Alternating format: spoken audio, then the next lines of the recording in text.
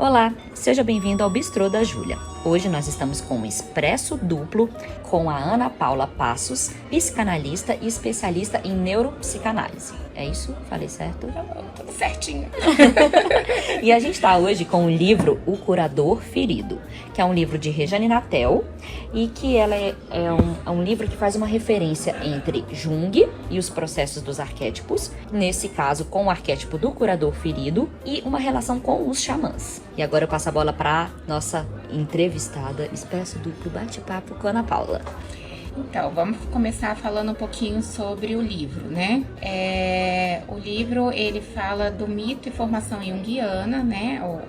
Ou seja, de psicanalistas da linha junguiana.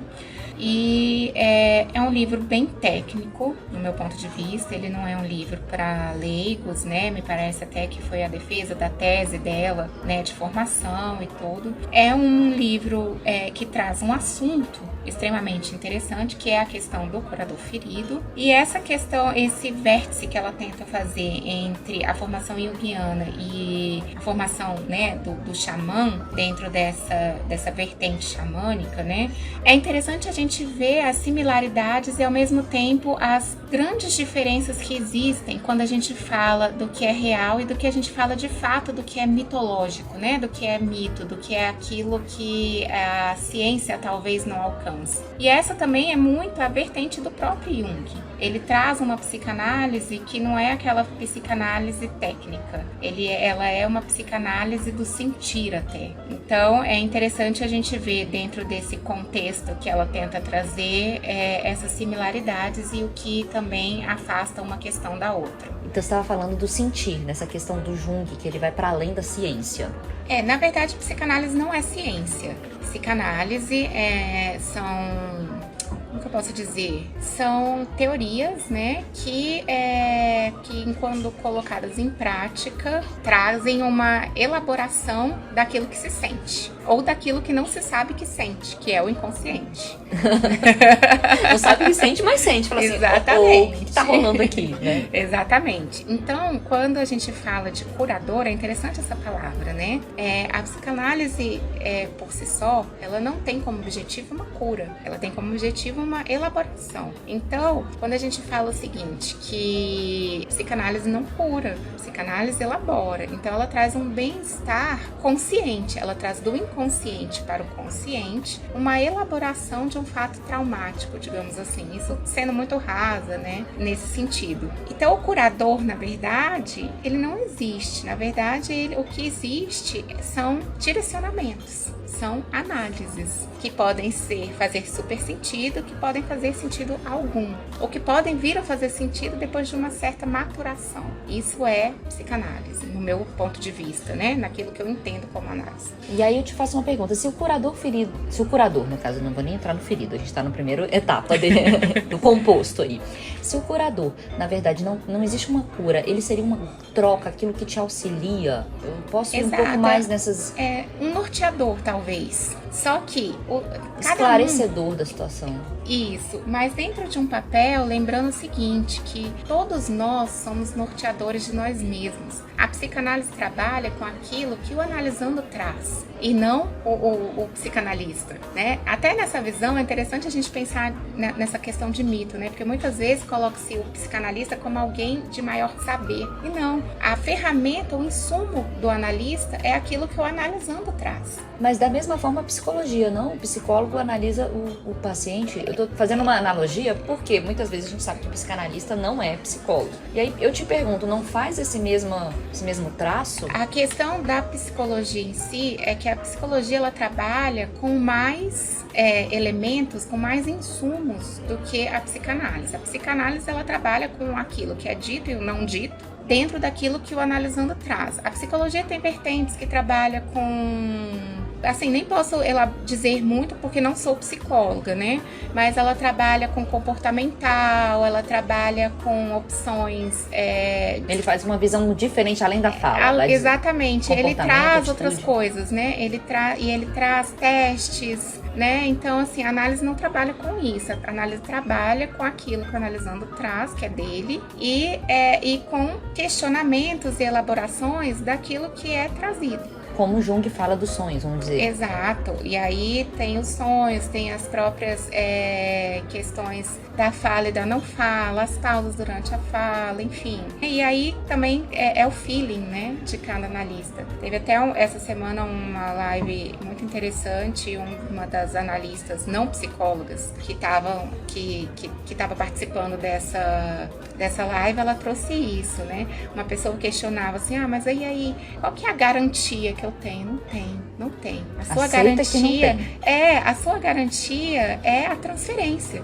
É você sentir-se bem dentro daquele set, é você se avaliar e dizer, nossa, estou melhor a partir dessa experiência. Então, assim, é lógico que todo analista passa por uma formação, ainda que seja uma autoformação, porque cabe a cada um, e aí é a opinião de cada um, a responsabilidade de estar ali mexendo com uma vida, né? E aquilo que traz para você. E aí a gente volta ao que eu comecei falando, que é a questão da vocação. Ninguém, por si só, escolhe uma profissão de maneira aleatória. Algo dentro de você pulsa, né? E seria maravilhoso se pudéssemos todos fazermos o que gostamos, né? Mas existe algo dentro de você que pulsa, que fala, nossa, eu me realizo aqui. Então, quando nós vemos, né, médicos, xamãs, psicanalistas, psicólogos, enfim, políticos, advogados, né? Algo dentro dessa pessoa, existe ali algo que pulsa por aquele exercer, né? Aquela figura, algo que pulsa por estar naquele papel. Para aqueles que gostam da sua vocação, né? Sim. A gente também vê muitos que estão vivendo e não são felizes, e aí não seria esse o caso. Não. Aí seria uma adequação social. Exatamente, né? Fazendo o papel. Mas que ainda assim, dentro dessa adequação social, né? Tem pessoas, por exemplo, que batem ponto de 8 às 5 da tarde e à noite chegam em casa, colocam uma música clássica e pintam lindamente. Ou escrevem. Que o hobby se identifica mais do que a própria ação na sociedade. Exato, que né, a gente também não pode ser ingênuo, dizer assim, nossa, todo dia eu amo o que eu faço. Não, porque nós não somos assim, somos seres oscilantes, e ainda bem, né, que somos assim. Mas no tocante a curadores, porque é exercer uma profissão que trata do outro, que trata de um limiar de vida e morte, porque a morte não é só essa morte, né? Ai, o coração parou de bater, morreu. Não, existe uma morte em vida. Que é a falta de, sei lá, sentido.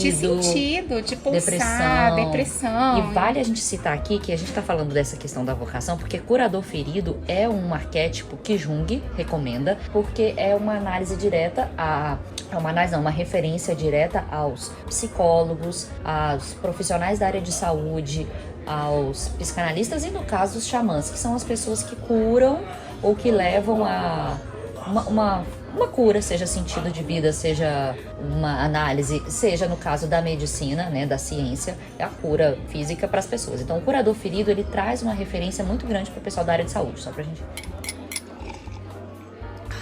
E aí, continuando...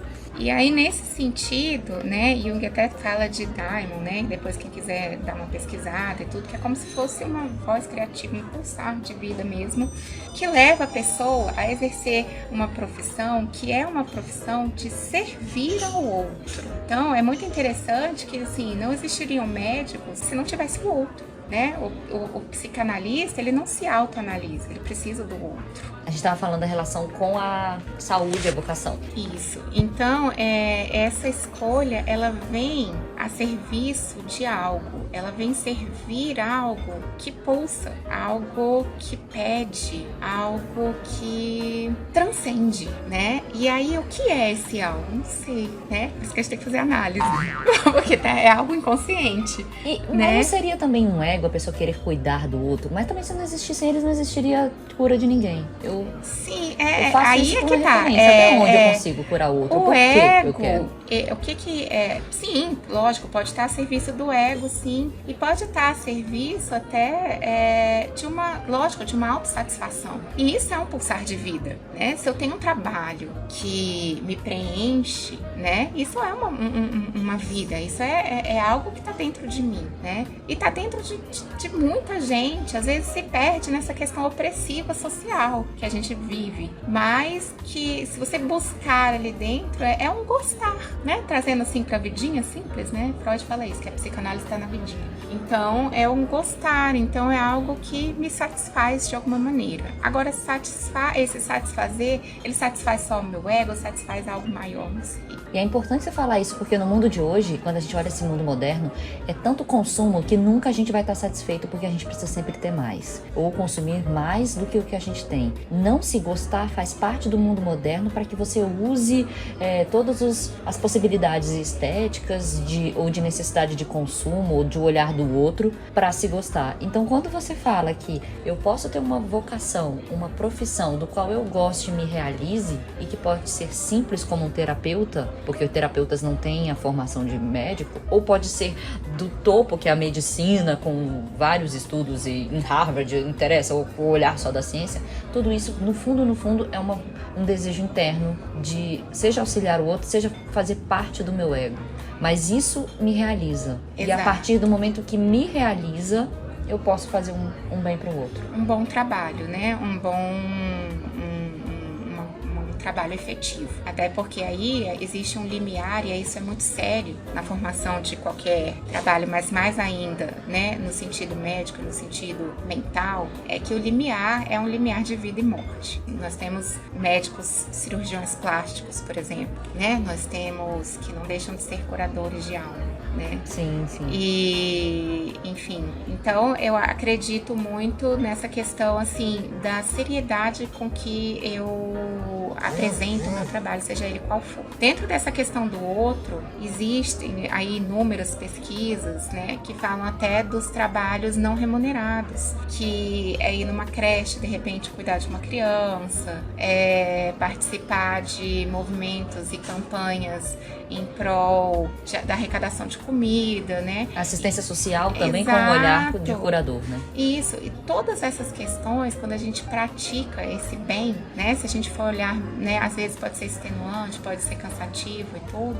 mas a gente não sente isso. A gente existe dentro da questão humana, mesmo a questão empática. Então, se eu promovo uma ação para o bem, a grande maioria das pessoas, né, lógico, aí sim existem questões de doenças, enfim, né, de doenças até da própria alma mesmo, elas se sentem bem, elas se sentem realizadas em fazer o bem. Uma questão empática. E aí eu vou um pouquinho além, trazendo até uma questão um pouco mística, né, não no sentido pejorativo da palavra, mas existe uma troca energética. E dentro dessa troca energética, quando se encontra um local de acolhimento e empatia, mesmo que seja numa escuta simples, não analítica, ela também pode ser muito boa. Ela também pode preencher não só aquele que está sendo ouvido, mas aquele que escuta. Então, isso faz parte do ser humano. Então, potencialmente, somos todos feridos e somos todos curadores. Porque quando há trocas verdadeiras e a gente respeita o outro completamente como o outro, eu até relembro aí a biologia de Maturana que fala disso, do amor biológico, é quando a gente faz essa troca. Não existe comunicação sem respeitar o próximo, sem ouvir. Então, somos todos curadores. E o curador ferido? O que seria o ferido desse ser, vamos dizer, tão empático que tem essa troca com os outros? É quando aquilo que ele sofre ainda é tão forte, está aberto, que depois que ele curar isso é o que ele vai conseguir ter de referência. Me explica um pouco a questão dessa ferida, porque uma vez que ele tá ferido, ele ainda tá latente. A gente estava até falando sobre isso anteriormente, né, que era a questão das histórias, que enquanto a gente ainda não tem essa fase do aprendizado, vamos dizer assim, da cicatriz, que eu não sei nem se chega a cicatrizar completamente, fica aí uma pergunta para nossa psicanalista me dizer se realmente uma hora isso cicatriza, porque o que a gente só pode dar pro outro aquilo que a gente tem. Enquanto a gente tá ferido ou ainda dolorido, talvez a gente não consiga externar um bem, mas quando a gente se coloca no papel de aprendizado daquilo e perpassa a dor, aquilo a gente pode virar uma referência de superação. Isso é o que a gente chama de elaboração, né? A gente pega é como se a gente suturasse aquela ferida, fica aquela marquinha grande ou pequenininha que tá ali, né? Fica aquela lembrança, você olha e fala, nossa, tem uma marquinha aqui. Quando a gente bate a perna, fica aquele roxo. Naquela hora existe uma dor lacerante até, né?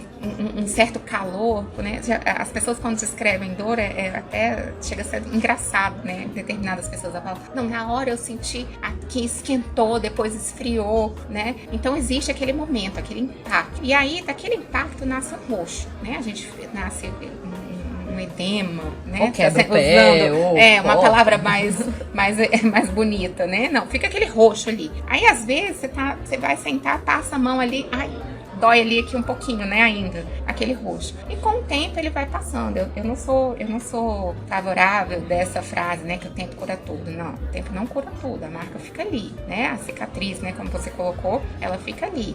Tem dia que dói, tem dia que não dói mais, né?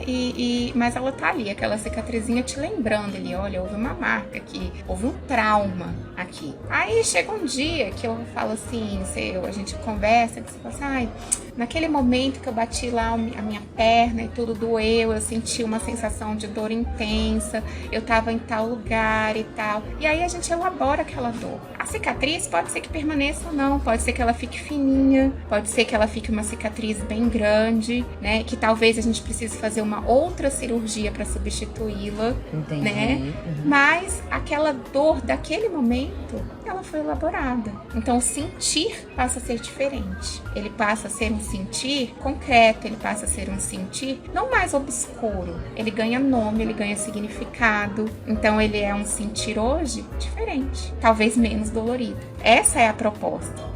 E a ferida, é o que a gente chama de ferida, ela vem de todos nós, da própria vida. O nascer é traumático. Então a ferida nos iguala enquanto humanos. Nos humaniza, né? Exatamente. O que dói em mim pode ser, né, que quase 90% doa em você também.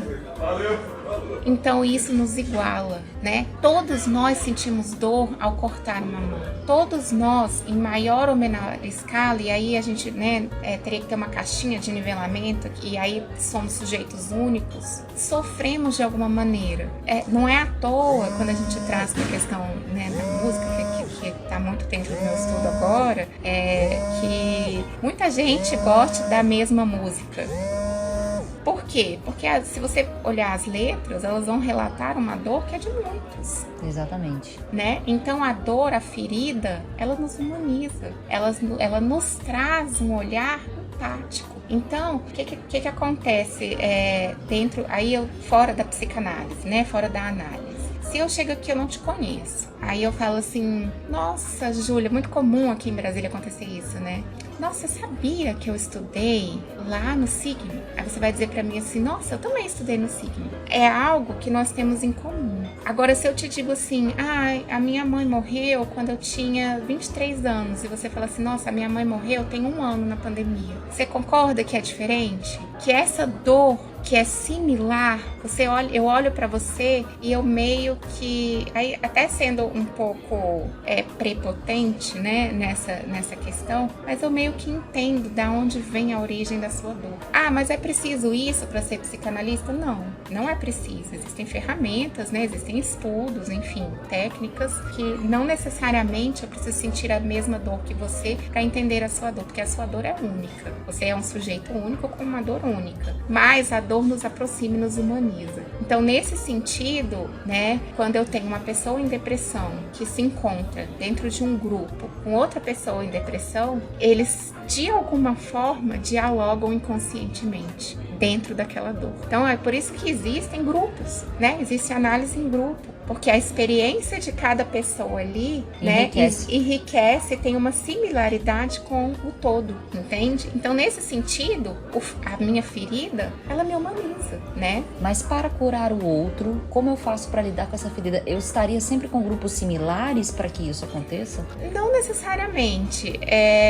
O que acontece muito dentro da análise, e quem clinica há algum tempo observa isso, que o que é trazido pelos analisandos, de alguma maneira, toca o analista. Não tem como, porque somos humanos. Sim. É por isso que todo analista precisa estar em análise. Porque aquilo que toca, que ele traz, e que me toca e toca a minha dor, eu preciso levar para minha análise, porque é a minha dor. Agora, a sua dor, eu como analista, né, a gente vai elaborar juntos. Agora, o que é patente a minha dor, eu tenho que levar para minha analista. Porque eu não consigo curar a mim mesmo. E assim é a questão, a própria medicina, né? Um médico, ele não pode curar a ele mesmo. Então, e assim, seria uma onipotência você querer se curar, né? Seria um traço até de um certo egoísmo. Como assim?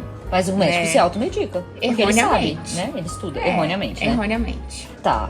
E aí é uma questão desse ego. E o curador ferido, você me traz essa referência de que se a gente não pode se curar, a gente não tem esse a gente precisa do outro. Aí vamos falar, por exemplo, você falou da questão do luto, né? Se a gente tem um luto, né, da mãe, né? A gente falou agora das duas mães. Sim. Se a gente tem um luto, a gente tem as amizades que nos auxiliam a sair desse isolamento. Se a gente termina um relacionamento, a gente tem as amizades. Ou se a gente perde um amigo, às vezes a gente tem uma família que nos auxilia. Sempre o outro tá numa interdependência com a gente, nos auxiliando para sairmos do nosso escuro. Exatamente. É daí que a gente volta para aquela frase, né, lá do início. Somos todos curadores e estamos todos feridos.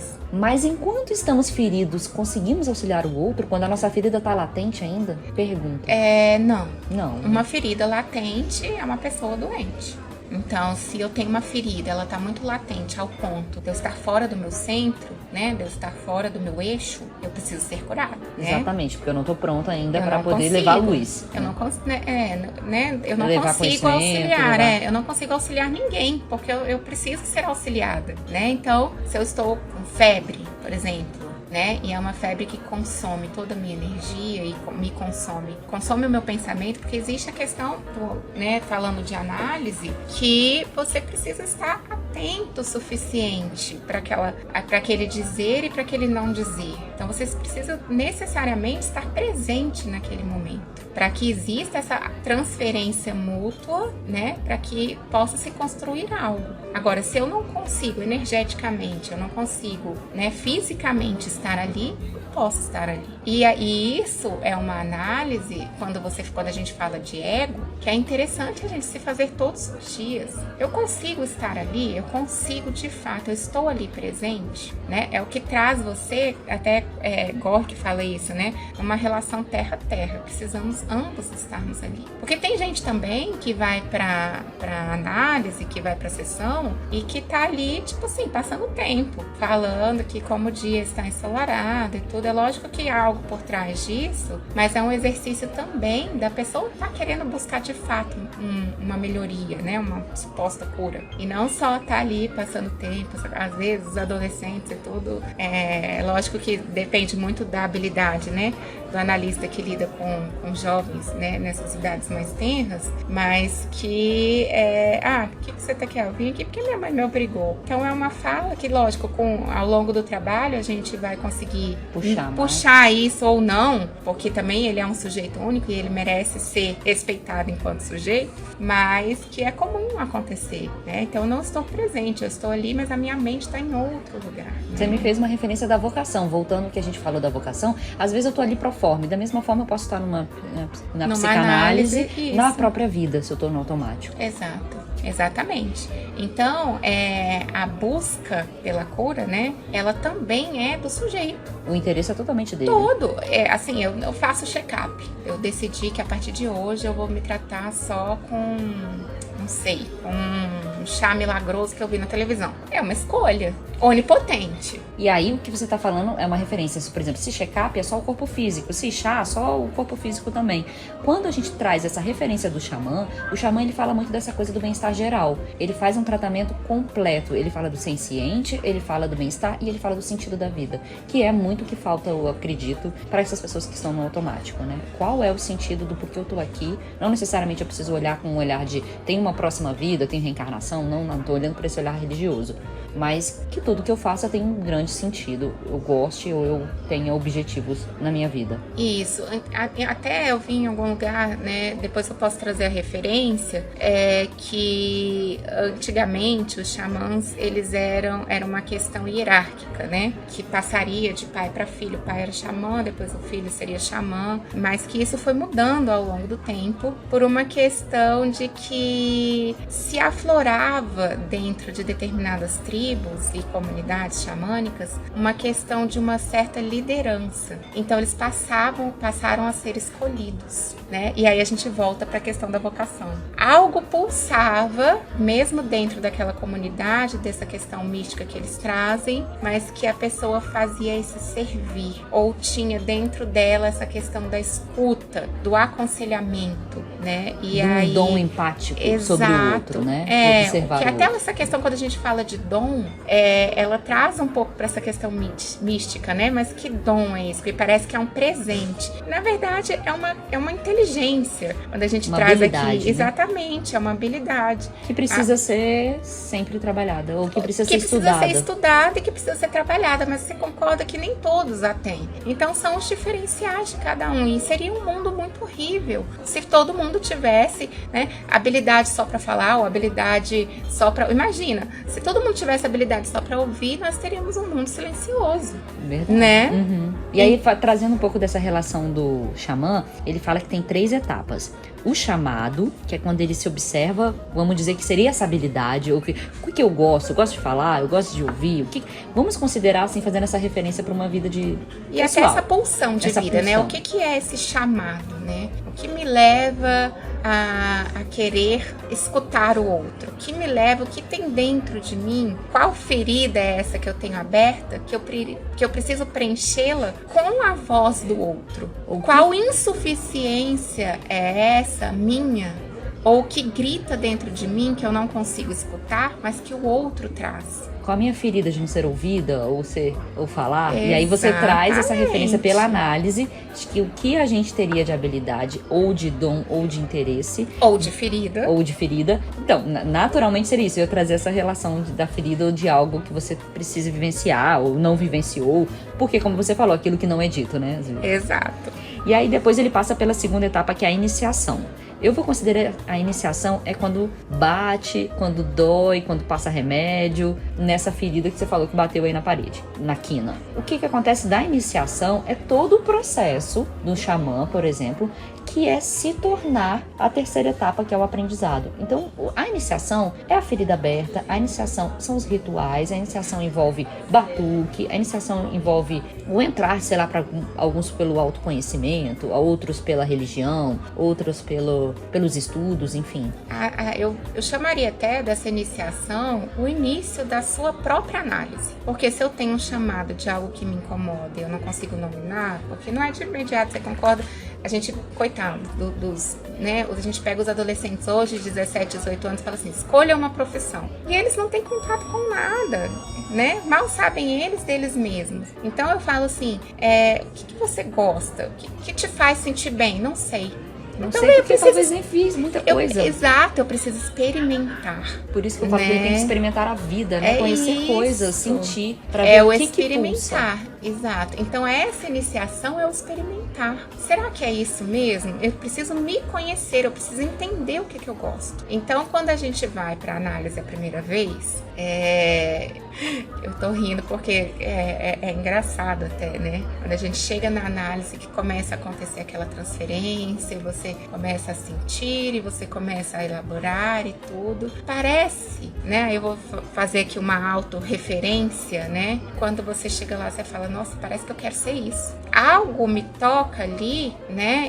E eu estou num processo de autoconhecimento que vai dizer, nossa, eu gosto disso aqui. É isso aqui que tem dentro de mim, né? E até você admitir isso, fala, nossa, mas será que é isso mesmo? Será que a gente tem essas histórias, assim, que, né, eu brinco que são lendas. Desde pequenininho, fulano gostava de passar remédio nos outros. Talvez essa pulsão, ela venha lá de trás de uma essência. Bion, que é esse psicanalista que eu tenho estudado agora, ele fala de um pensamento que antecede o pensador. Então, vai saber lá, né, o que foi sonhado por você, para você. Vai saber o que seu pai, sua mãe, não sei, né, a gente pode ir até, né, a gente falou aqui de reencarnação e tudo, mas vai saber aquilo que você traz já. já. Que semente é essa que você traz plantada? Que para muitas pessoas é muito claro, é muito nítido essa inteligência, esse pulsar pelo outro. O escutar, o falar, né?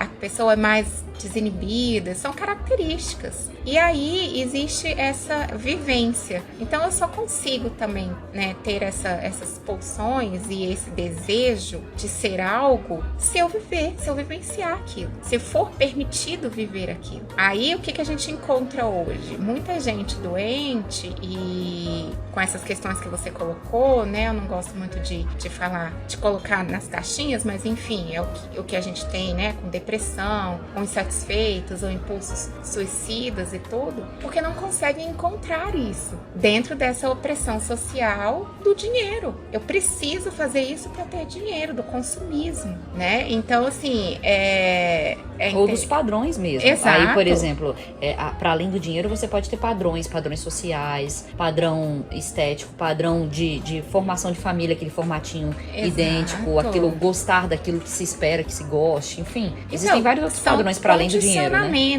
Né? São condicionamentos, mas eu falo do dinheiro pelo seguinte, é uma questão de sobrevivência. Então, eu preciso fazer um trabalho que me pague, seja ele super extenuante ou não, nem sei se essa palavra tá certa, meu Deus, durante todo um dia, né? Ainda que ele não me toque em nada. Ainda que as pessoas que estejam lá não me provoquem nada. Eu não tenho empatia do outro sobre aquele serviço que eu faço. Não tenho. Porque aquilo não me preenche. Não. E aí, algo irá me preencher. Então, quais são as alternativas para isso? Álcool, drogas, remédios. Que poderia ser a arte que você falou daquele cara que chega em casa e pintasse, né? Isso. Poxa, fizesse um caminho diferente. Mas aí aí a gente vai para uma outra questão, né? Que aí já é uma outra ferida, né? Que às vezes não sobra nem tempo para isso. Exato. Porque eu preciso sobreviver. São 3 horas de ônibus para chegar e voltar e etc. E aí, isso é vida ou é morte? Morte em vida, como a gente acabou de falar do curador Felipe. Então, eu escrevi esses dias lá no meu Instagram, né, que a vida, né, o existir, na verdade, ele é perene. A vida não. Morremos todos os dias e renascemos e seguimos e aí precisamos elaborar esses lutos todos os dias. Então, o existir, ele é perene. Nós existimos todos os dias. Mas será que de fato vivemos? O que me pulsa? O que me preenche, né? E aí isso tem que conhecer. Se você falar de adolescentes, eles ainda precisam experimentar. Eles são como uma semente ainda, que vai ser uma árvore e para isso precisa cortar a própria casca da semente, para se colocar vulnerável na vida até chegar e ter estrutura e força. Isso e aí vem o autoconhecimento. Se eu estou na vida, se eu estou vivendo experiências, eu vou saber o que eu gosto ou não, o que me pulsa, o que é meu, o que é do outro. Tem que ter coragem de vivê-las. Sim, e isso é essa fase do xamã, né, que você trouxe. Da iniciação. Da iniciação. Porque depois a terceira e última etapa do xamã, na formação dele, que eu falei do chamado, da iniciação, é o aprendizado. Exato. Para chegar no aprendizado é porque eu já passei pela etapa de vivenciar essa experiência. O aprendizado, ele vai ser o autoconhecimento e o conhecimento de técnicas, trazendo para a questão da formação analítica, né? Tá. Então, é o estudo, é a mão na massa. É o estudo, é a própria análise, é se entender o que é meu, o que é do outro, trabalhar essas feridas, para aí sim poder auxiliar o outro. É quando eu já decidi a escolha, porque Exato. Basicamente o aprendizado é o resto da vida. Então não se diga pronto, nunca estamos prontos. Então, o aprendizado, na verdade, não é porque acabou eu vou ser professor disso. Muito pelo contrário. Olha, isso fica um aprendizado pra mim, porque às vezes a gente acha que já sabe e aí a gente sempre vai levando porrada da vida. Por quê? Porque sempre estamos aprendendo novamente, seja outras coisas ou dentro do próprio contexto. Se um médico tá ali, estamos com Covid hoje, estamos com Covid hoje, eles têm que estudar novamente, sim, mesmo sendo ótimos médicos. Exato. Então, o aprendizado, ele não se acaba naquilo que a gente escolheu, ainda que seja aquilo que a gente escolheu. E assim funciona também a análise, porque analisando que chega, paciente, né, cada um chama de um nome, ele traz feridas conhecidas ou não. Então, dependendo do que é trazido, né, essa aprendizagem, ela se renova. E talvez aí também esteja esse pulsar, né? Que são novas tecnologias, a medicina tá aí com até novas medicações e tudo. Então, como abarcar tudo isso? Só por meio do conhecimento. Então, o estudo do analista, o estudo do médico, o estudo De um terapeuta mesmo. Ele é infinito. E aí me faz uma referência agora, trazendo essa percepção que a gente ainda tem que falar sobre o complexo materno. Aonde que o complexo materno seria um problema para a percepção do curador ferido, que a autora fala no livro. Inclusive ela traz Von Franz, que é uma das autoras que fala muito sobre Jung, que seria um problema ter o complexo materno no papel de curador. O complexo materno é quando se assume, né, uma posição de mãe, né? Já diz a própria palavra. E aí, quando você assume essa posição de mãe, você perde, na verdade, aquela isenção de percepção, porque você passa a ser mãe.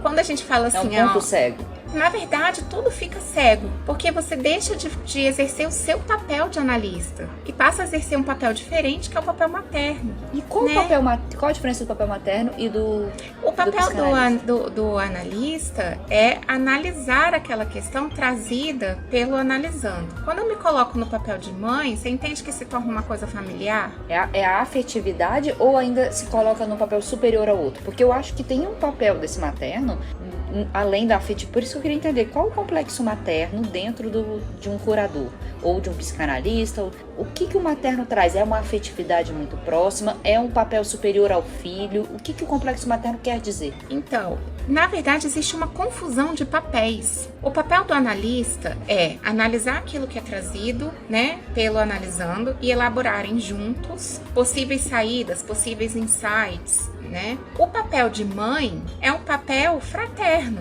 teoricamente, né? Desde que não exista uma questão narcísica ali. Então, essa confusão se traz quando eu passo a maternar.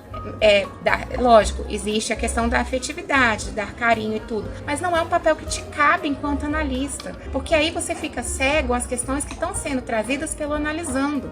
É uma alteração de vínculo. De vínculo. É uma alteração até de transferência. É uma transferência contrária, que é do analista para o analisando, dentro de um papel que não lhe cabe. Exatamente, é perpassar a ética, entrar com vínculos, e nesse papel existe sim a hierarquia, porque uma mãe é acima de um filho. Existe sim uma fraternidade ou uma afetividade que perpassa o papel de analista. De analista, entendi. Existe algo que é maior que a profissão, entende? Porque o vínculo analítico, apesar dele ser um vínculo íntimo, trazendo um pouco para a realidade, sabe quando a gente tem uma frase, tinha, né? Hoje em dia vem diminuindo isso, que bom. Quando se confunde, por exemplo, uma pessoa que trabalha na sua casa, ela de certa maneira, ela é um empregado, ela tem um vínculo profissional com você, né? Mas ela se torna íntima, ela se passa, né? Antigamente as pessoas falavam, passa a fazer parte da família. E aí, esse vínculo trabalhista, ele fica um pouco nebuloso. Então,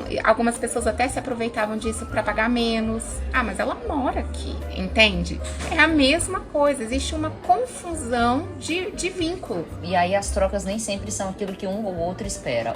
Não é nem que espera. Elas se tornam trocas confusas. Até porque os papéis se tornam confusos. Tem um seriado que chama In Treatment, que aqui no Brasil ele foi trazido pelo Selton Mello, que é em terapia, né? Mas existe um In Treatment que é mundial. Ele começou lá em Israel, para se ter uma ideia, e foram traduzido e produzido para vários países no mundo.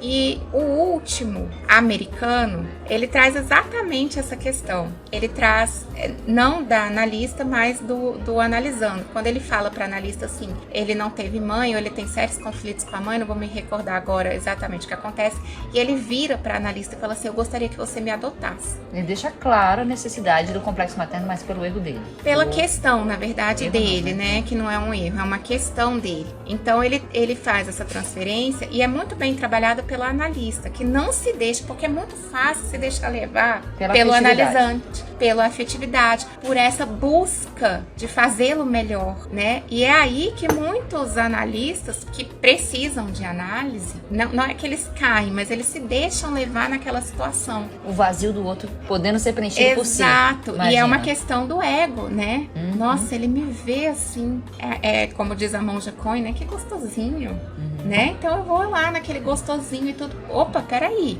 isso é meu ou é dele? Quando a gente volta naquela questão do que é do analista e o que é do analisando. Por que eu preciso estar em terapia? Por isso, eu preciso entender claramente o que é meu. Assim como o xamã, ele é iniciado para que ele tenha essa clareza do que é dele, do que é do espírito, que está sendo, né, incorporado naquele momento. Quando a gente fala dessa questão mediúnica, até trazendo um pouquinho, aí sim, para a questão religiosa, muito se diz disso, sobre uma questão do misticismo, para quem se coloca como médium de incorporação. Então, o que é daquele médium e que de fato vem do espírito? E aí, então, Né? eu faço E não se tem garantias. Novamente, a gente volta para a questão analítica. Qual a garantia que eu tenho aqui, ali daquele analista? Não tem. que é a o garantia... espírito, que é a pessoa, mas É. ele né, tem uma simbiose aí. Exato. Então, assim, não tem. A garantia, às vezes, é na fé, né? Na fé daquilo que eu creio. Agora você falou de uma coisa que, assim, tá me tocando aqui, que é você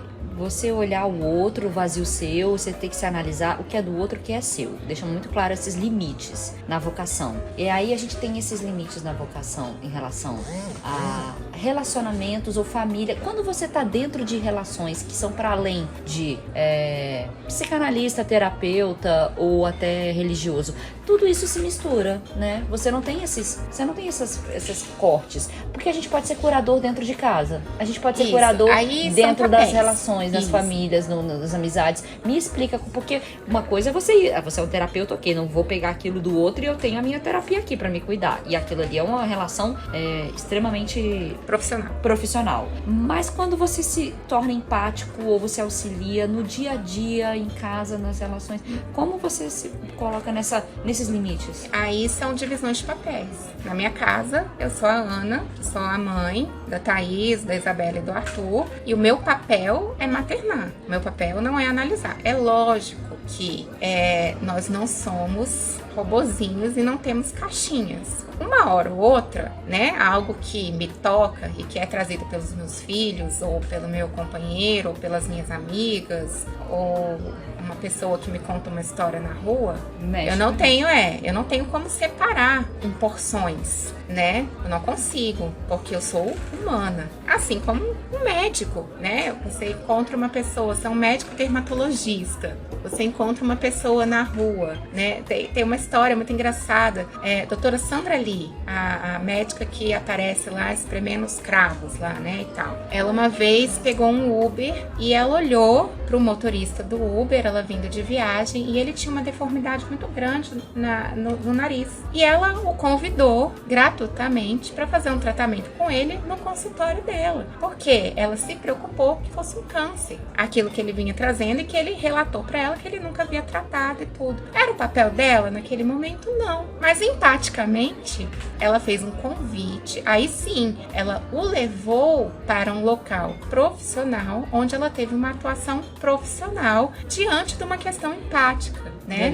De olhar o outro. Então, essa separação, ela existe. Eu posso, né, dependendo do que é trazido, né, por uma amiga, por exemplo, dentro de uma problemática, o que eu posso aconselhá-la? Olha, está aqui, eu recomendo que você faça análise, que você faça terapia. Então, aqui, pessoas conhecidas, lógico, né, como existe um vínculo de amizade, senão eticamente não se atende, mas eu posso levá-la a um local profissional para tratar aquela ferida. Até porque não existe uma isenção emocional dentro de alguém, né, com alguém que se tem um vínculo de amizade ou familiar, né?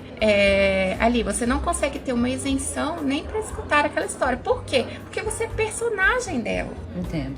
Então, o nosso olhar de limite nas relações seria, inclusive, ser ponte, não novamente curar o outro, mas é só ser uma troca. E assim, essa cura, que não é uma cura profissional, né? Ela acontece num abraço gostoso, num café gostoso que a gente divide, numa palavra amiga, num presente, enfim, no carinho que a gente tem com as pessoas que nos são, né, amadas. Agora, para além disso, é mais complexo, né? Aí sim, é necessário que se estabeleça uma relação profissional. Até porque existem umas coisas muito engraçadas, assim, né? Quando a gente para pensar nisso. Os próprios médicos, existe uma questão ética de que eles não podem tratar ninguém da família. Por quê? Porque mentalmente afeta o discernimento. Ou seja, eu provavelmente não conseguiria, mesmo sabendo que meu filho está anestesiado, que ele não está sentindo dor e tudo, eu não conseguiria cortá-lo. Porque emocionalmente, algo que me é humano pede. Que é o mesmo que nos humaniza frente à dor do outro. Exatamente. Então o amor e a dor humanizam. Ai, gente, eu acho que a gente tem que finalizar com essa frase que junta. Então, quando a gente olha curador ferido, é amor e dor. Exatamente. É aquilo que nos humaniza.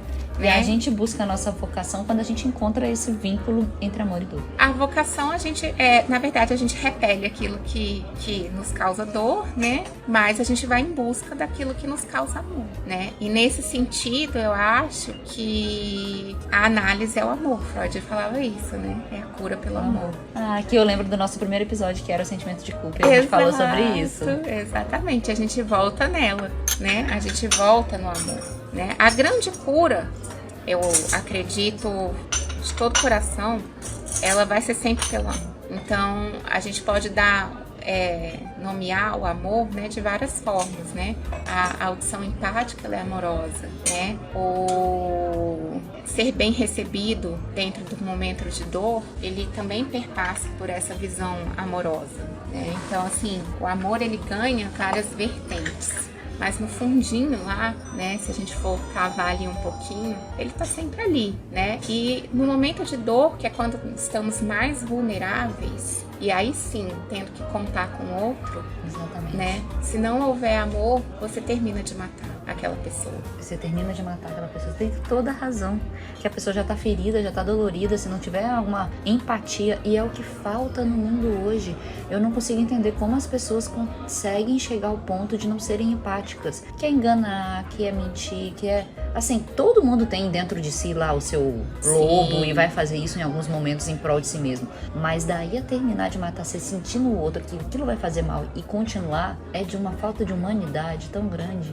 É isso. Então, e a psicanálise, ela trata da humanidade de cada um, do existir de cada um, de ser quem se é. Uma sessão de análise é um lugar seguro, onde você pode ser e não só estar. É onde você busca o que você é, que te foi roubado de alguma maneira, que está nebuloso de alguma maneira. Então, você deixa de existir para ser. Uau! Gente, estamos finalizando com frases assim perfeitas. Eu vou ficar, acho que, saboreando esse finalzinho de Curador Ferido. E eu quero agradecer se você chegou até aqui do nosso episódio Curador Ferido. Espero que... parou de gravar.